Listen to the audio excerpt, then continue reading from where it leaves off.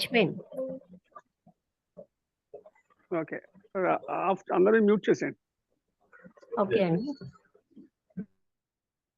అయితే ఇలాగా మనం అందరం కూడానండి చాలా విషయాలు నేర్చుకుంటాం, కానీ ఏనాడు కూడా అవి మనం ఆచరణలో గాని, మన లోపలికి తీసుకోవడం గాని, వాటి మీద సీరియస్‌గా, హానెస్ట్‌గా ఆలోచించడం గాని చెయ్యటం లేదు. కారణం ఏంటి? నమ్మకం లేక? అవి వింటే చాలనా? పూర్వకాలంలో హరికథ కాలక్షేపం అని, హరికథ వింటే పుణ్యం వస్తుందని శరీరం అక్కడ పడేసేవారు, నిద్రలోకెళ్ళిపోయేవారు. అందరూ చప్పట్లు కొడితే వీళ్ళొకసారి చప్పట్లు కొట్టేసేవారు. కారణం ఏంటంటే, అప్పుడు అభిప్రాయం ఏంటంటే, హరికథలు జరుగుతున్న దగ్గర వీళ్ళు కూర్చుంటే చాలు పుణ్యం వచ్చేస్తుందని అభిప్రాయంట. అలాగా మనం కూడా ఇలా వినేసి ఉండడానికేనా? మనకసలు ఇంకేమీ లేదా? మనం దాన్ని హానెస్ట్‌గా లోపలికి తీసుకోవాల్సిన అవసరం ఎప్పుడూ లేదా? అనేది మనం పరిశీలించాల్సిన అవసరం ఉంది. ఎందుకంటే, ఇది అర్జెన్సీ అని ఎందుకంటున్నామంటేనండి, మనిషిలో అసలైనటువంటి తన తత్వాన్ని వదిలేసి, ఇంత క్రూరత్వంతో, ఒక రకమైనటువంటి ద్వేషభావంతో, ఒక మనిషిని చంపడం ఏమీ కాదన్న స్థితికి ఈనాడు మనిషి యొక్క అంతరంగం వచ్చింది. అయితే నేనేం అలా లేనండి అని అనొచ్చు. మన కాన్షియస్‌నెస్సే వరల్డ్ కాన్షియస్‌నెస్ అన్న విషయం మనం మర్చిపోకూడదు. అందుకే ఇక్కడ ఆధ్యాత్మికత మార్గంలో ఎప్పుడు కూడా చూడండి, పొలిటికల్ లీడర్స్ ఉన్నారనుకోండి, మీరందరూ మారాలండి అంటారు. ఆధ్యాత్మిక మార్గంలో నేను మారాలి. నా కాన్షియస్‌నెస్‌లో మార్పే వరల్డ్ కాన్షియస్‌నెస్‌లో మార్పు అంటున్నారు. అంటే ఉదాహరణగా ఒక బుద్ధుడు ఆనాడు అంగుళిమాలని ఒక్క చూపు చూసేసరికల్లా ఆయన కాన్షియస్‌నెస్‌లో ఉన్న అది ఆయన అంగుళిమాలలోని మార్పొచ్చింది. అంటే అది అంత ఫాస్ట్‌గా మన వల్ల అవ్వకపోయినా జరుగుతూనే ఉంటుందండి. Hour consciousness is world consciousness గనక ఎక్కడో బిన్ లాడెన్ చేసిన పనికి మనందరం బాధ్యులమే అన్నారు. ఎందుకంటే మనము అజ్ఞానంతో నేను వేరుగా ఉన్నాను అనుకుంటున్నాం గానీ, మన ఆంతరంగికమైనటువంటి ప్రజ్ఞ అంతటితో కలిసే ఉంది. ఇండివిడ్యువల్ అంటే మనం డివైడ్ అయ్యి లేము. కానీ డివైడ్ అయి ఉన్నామన్న భ్రాంతిలో జీవిస్తున్నాం. ఈ భ్రాంతికి కారణం ఏమిటి? మనస్సు.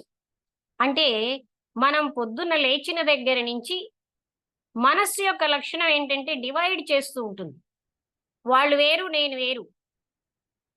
వీళ్ళందరూ నాకు పరాయి వాళ్ళు అని ఎప్పుడైతే ఈ భావన వచ్చేసిందో వాళ్ళ మీద డామినేషను, నేనే చాలా ఇంపార్టెంట్ అన్న భావం, ఇంకా దాని కోసం ప్రయత్నాలు, దౌర్జన్యాలు.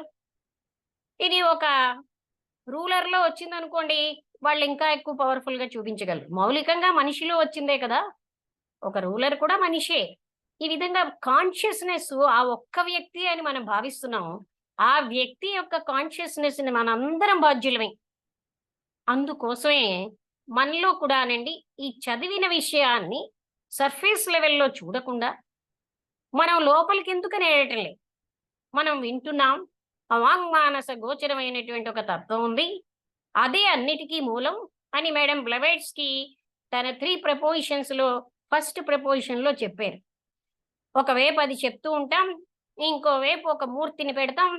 ఆ మూర్తిలోనే నువ్వున్నావయ్యా అంటాం.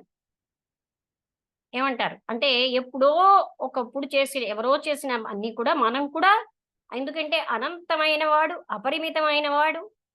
అటువంటి అనంతత్వాన్ని ఒక విగ్రహానికో, ఒక ఫోటోకో పరిమితం చేసి, ఆ ఫోటోని, ఆ విగ్రహాన్ని మనసుతో ఊహిస్తూ, ఆయన నాకు కనబడ్డాడండి, మాట్లాడాడండి అని కూడా చెప్పిన వాళ్ళుంటారు. ఇదంతా ఏంటంటే సబ్‌కాన్షియస్ మైండ్ చేస్తున్న పని.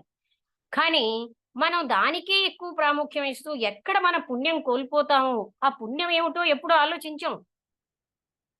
ఇలాగా అంటే why are we not changing after knowing, తెలిసి కూడా తెలియని వాళ్ళలాగే మనం జీవిస్తున్నాం కదండీ! అది మనం చూసుకోవాలి. ఇదేమీ ఎవరిని విమర్శ కాదు. ప్రతి ఒక్క అంతరంగంలో సర్ఫేస్ లెవెల్‌లో తీసుకొని వదిలేస్తున్నామే. మనం ఎందుకని లోపలికి తీసుకోవట్లేదు? ఆ వాక్యాల మీద మనకి సంపూర్ణమైన శ్రద్ధ లేక, విశ్వాసం లేక, లేకపోతే అవేవి నాకు పనికి రావనా? అసలు ఈ నేనెవరు అన్నది ఏనాడని ఆలోచిస్తున్నామా?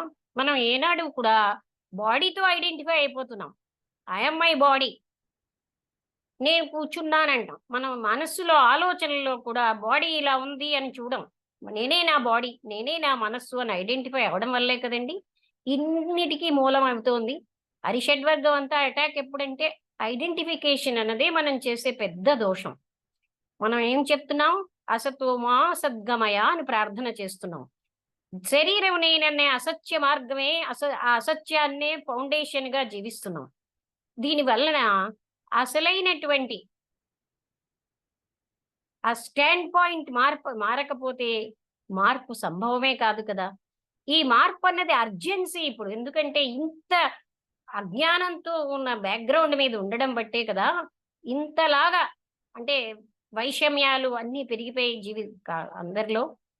అసలు మనం ఎలా అయితే ఈగ పంచదార ద్రావణంలోకి తాగడానికొచ్చి కాళ్ళు, చేతులు అతుక్కుపోయినట్టుగా, మనం కూడా అనంతమైన ఆనంద స్వరూపాన్ని అనుభవించడానికొచ్చి ఇక్కడ అతుక్కుపోయి ఉంటున్నాం. ఇంద్రియాలే సర్వస్వం అని దాంతోటే ఉండిపోతున్నాం.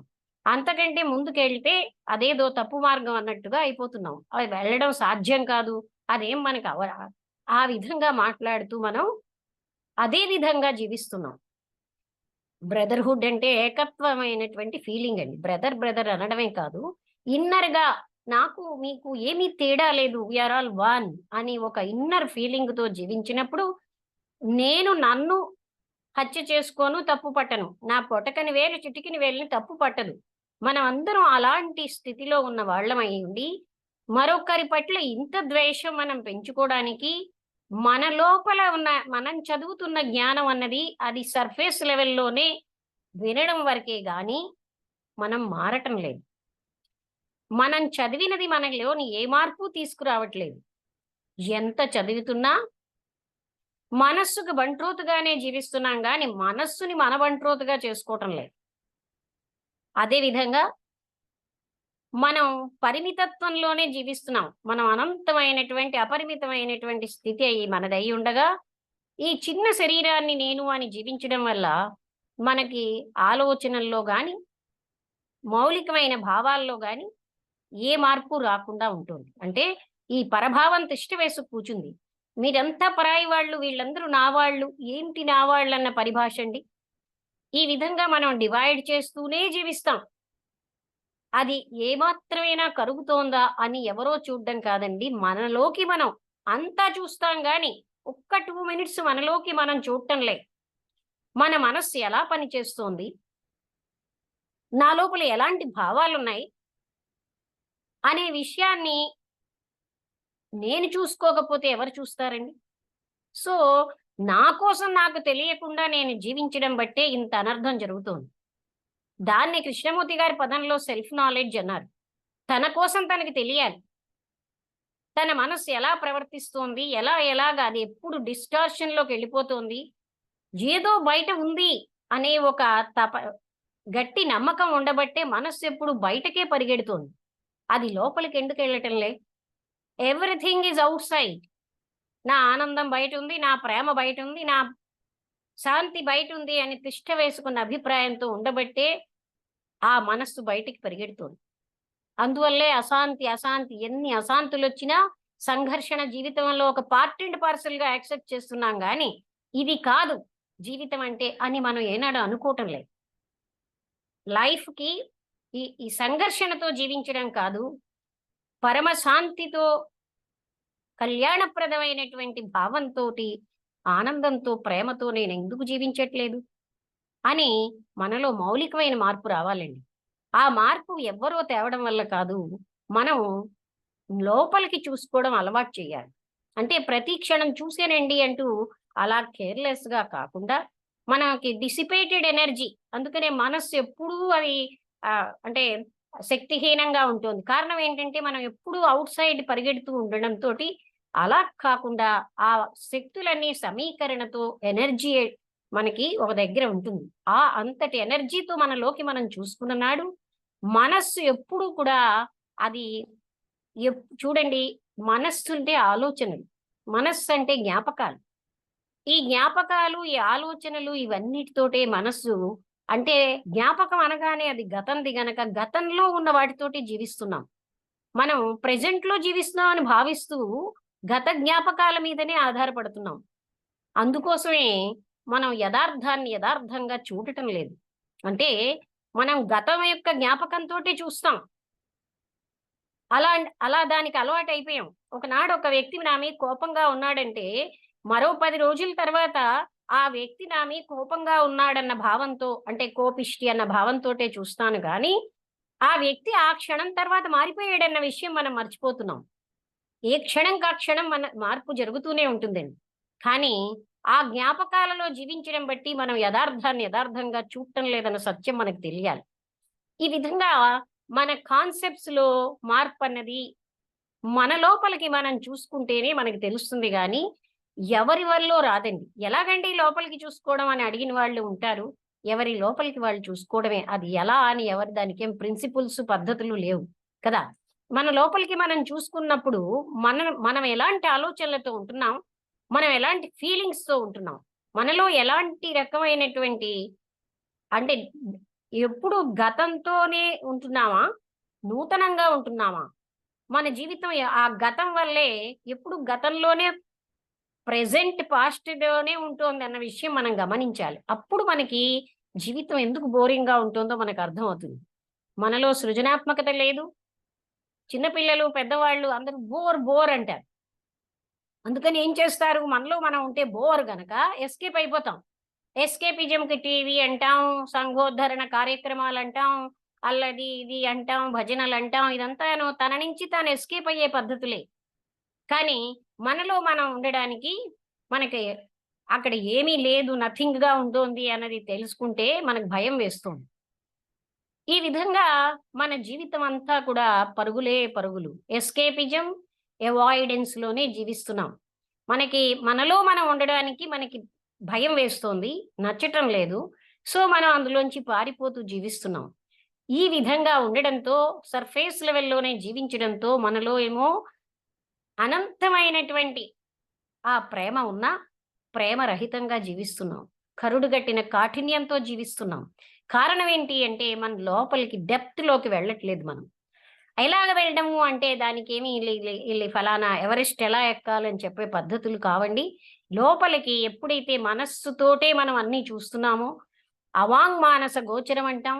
మనస్సుకు అగోచరమైన దాన్ని మనస్సుతో పట్టుకోవడానికే ప్రయత్నిస్తూ ఉంటాం.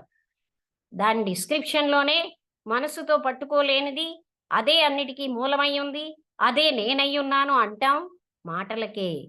మళ్ళీ మన వ్యవహారంలోకొస్తే నేను శరీరాన్నై ఉన్నాను, నేను మనస్సునై ఉన్నాననే జీవిస్తున్నాం. అనంతమైన ప్రేమతత్వాన్ని నేనయ్యుండగా ప్రేమరహితంగా జీవిస్తున్నాను. అనంతమైనటువంటి శాంతి స్వరూపమై ఉండగా శాంతి రహితంగా జీవిస్తున్నాం. ఇది మనం గమనించాలండి. ఎందుకంటే మన జీవితాలలో ఎంతో శుష్కమయంగానే ఉండడానికి కారణం మనం ఏమైతే తెలుసుకున్నామో దాన్ని కేవలంగా సర్ఫేస్ లెవెల్‌లో వదిలేసి అది అందులో ఉన్న యథార్థతని మనం ఎప్పుడు లోపలికి తీసుకోవటం లేదు. అందుకే జీవితంలో ప్రతినిత్యము సంఘర్షణే, ప్రతినిత్యము అశాంతి, దుఃఖమే. అదైనా మనం ఒప్పుకుంటాం గానీ, మన లోపలికి మనం వెళ్ళటం లేదు. మనస్సుతో పట్టుకోబడంది, ఆ మనస్సు నిశ్చలం చేస్తేనే గాని అది పట్టుకోబడదు కదండీ! నేను ప్రపంచంలో అన్ని పనులు మనస్సుతో చేస్తాను, ఆ అనంతత్వాన్ని కూడా మనస్సుతోనే పట్టుకుంటాననే మూర్ఖత్వంతో ఉంటే పట్టుబడుతుందా? ఇలాంటి కొన్ని ప్రకృతి నియమాలున్నాయి కదండీ! అది ఆ అనంతత్వం ఎప్పుడు మనస్సుకు అగోచరమైనది. అందుకని మనస్సు నిశ్చలం చేయడం అనేది చాలా అత్యవసరమైన విషయం. మనస్సుతో పట్టుకోలేమని తెలిసినప్పుడు మనస్సు ఆగుతుంది. ఎప్పుడు మనస్సు అది తెలుసున్న ఫీల్డ్‌లోనే పనిచేయగలదు గానీ, దానికి తెలియని దాన్ని అది ఆలోచించలేదు. అందువల్ల అక్కడ అది ఆగుతేనే అసలైనటువంటి అనంతత్వం అక్కడే ఉంది. ఎక్కడి నుంచి తీసుకురాక్కర్లేదండి. ఎందుకంటే మన లోపలే ఉంది. మనస్సు కవర్ చేస్తోంది. ఒకనాడు మనం మాట్లాడుకున్నాం కదండీ! మేడం బ్లవెట్స్‌కి చెప్పారు కదా! మనస్సు సత్యహంతకి. మనస్సు రేంజ్‌లో జీవించినంత కాలం అసలైన సత్యం మనం అది బయటకి రాకుండా అడ్డేస్తోంది. అన్నీ తెలుస్తాం కానీ మనం మనస్సు రేంజ్‌లోనే జీవిస్తున్నాం. ఇదే మనం తెలిసాక, తెలియక ముందు ఒకలాగే ఉంటుందేమిటి మన జీవితం? మౌలికంగా మనం ఎందుకు మారటం లేదు? అనే విషయాన్ని మనం చూసుకోవాలండి. అలాగే ఇప్పుడు చూడండి హిడెన్ వాల్యూస్ ఆఫ్ లైఫ్ అంటారు. ఫర్ ఎగ్జాంపుల్ ఒక శ్లోకంలో అదేంటంటే పెద్దలకి అంటే పెద్దవాళ్ళ ఆశీర్వచనం అనేది హిడెన్ పవర్, హిడెన్ ఎనర్జీ. మనకి అలాంటి వాటి మీద విశ్వాసం లేదు. అభివాదన శీలస్య నిత్యం వృద్ధోపసేవినః చత్వారి తస్య వర్ధంతే ఆయుర్విద్యా యశోబలం. అంటే పెద్దలకి నమస్కరించిన వాళ్ళకి, వృద్ధులకు సేవ చేసిన వాళ్ళకి ఆయు, విద్య, కీర్తి, బలం అనే లక్షణాలు పెరుగుతాయి. అంటే ఏంటండి, ఇది hidden side of the thing. Leadbeater గారు ఒక పుస్తకం రాశారు, హిడెన్ సైడ్ ఆఫ్ థింగ్స్ అని. ఇదేమిటంటే ఇలాంటి హిడెన్ ఎనర్జీస్ ని మనం యూటిలైజ్ చేసుకోవడం మానేసాం. అందుకని మనకేంటంటే అన్నీ కూడా ఈ ప్రాక్టికల్ గా ఎదురుగుండా కనబడితేనే అది రైట్ అనుకుంటున్నాం. ఆ విధంగా మనం చాలా చాలా విషయాల్లోని పరిమితంగా జీవిస్తున్నాం.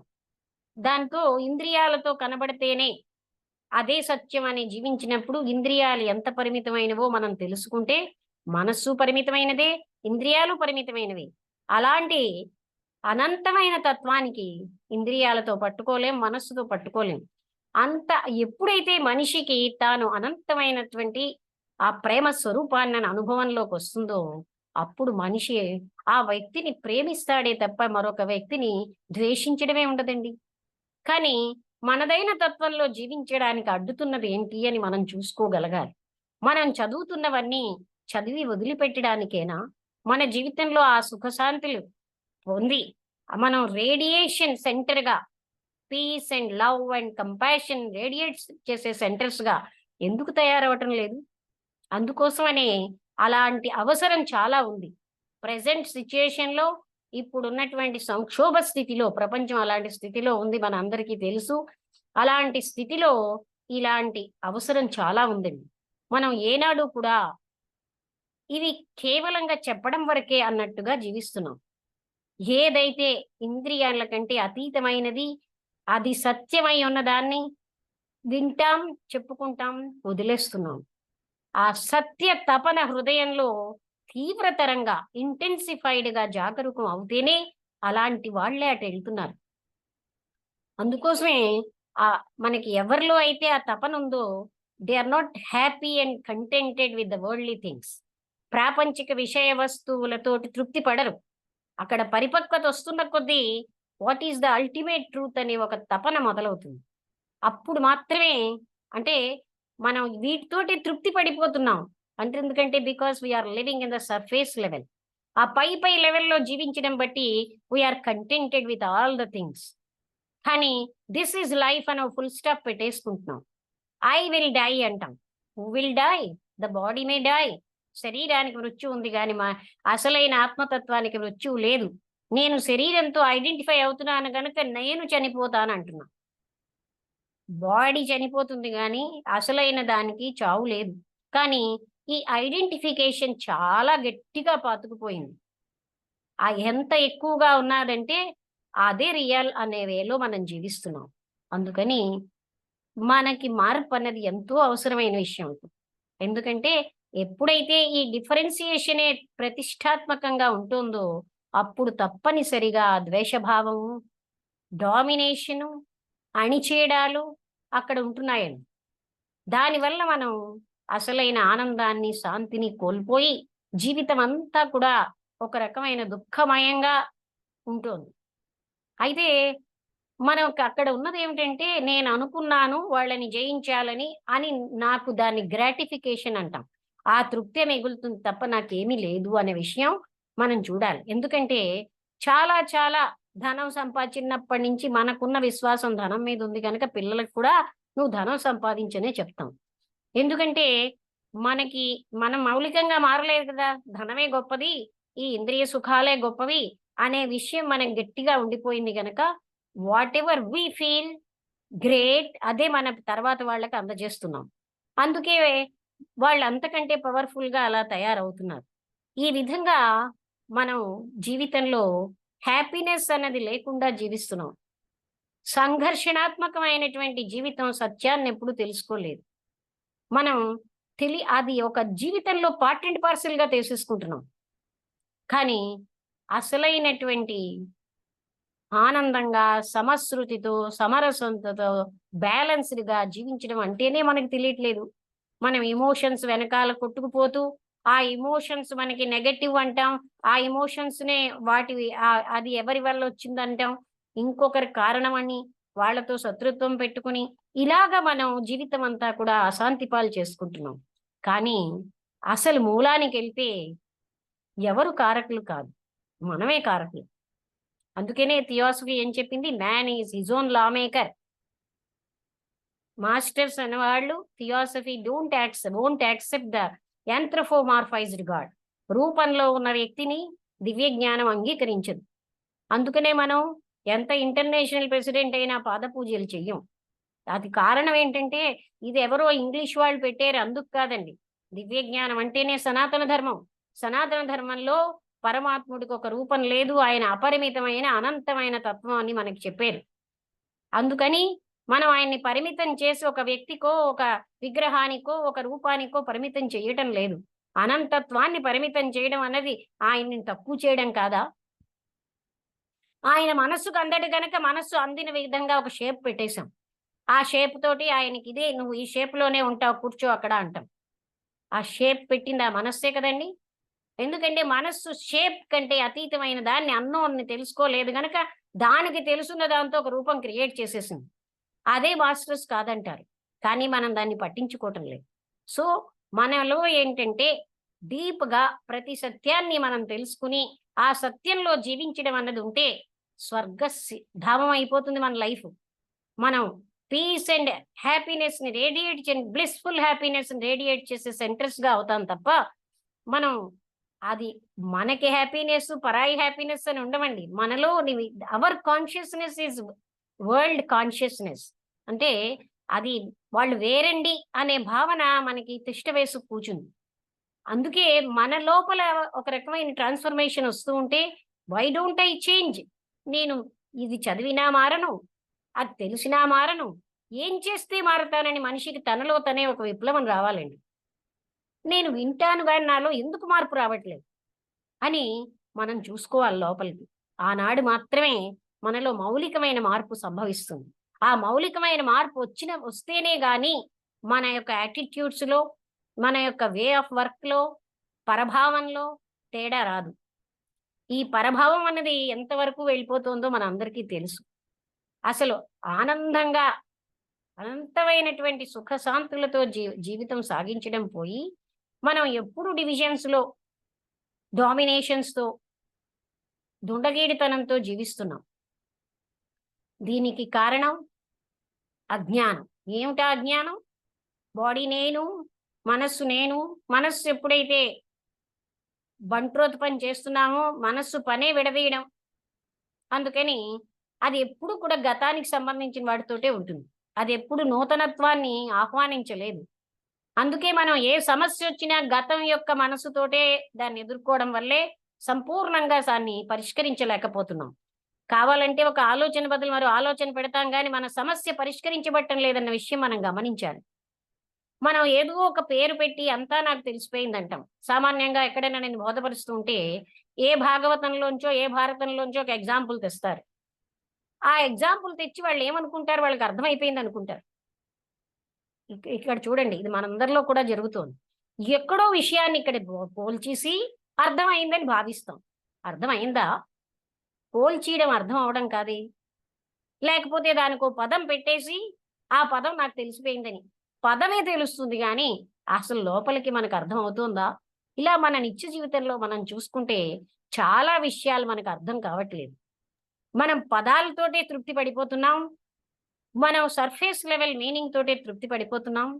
అంతర్గతమైన దానికి ఎళ్ళటం లేదు. అందుకే మనలో మౌలికమైన మార్పు రాకుండా డెడ్ ఓల్డ్ ఎలా అయితే రవీంద్రనాథ్ ఠాగూర్ చెప్పినట్టుగా wear the tyreless striving stretches it's arms towards perfection అంటూ వేర్ ద అంటే ఈ లక్ష్మి గారు హ్యాబిట్. ఆ!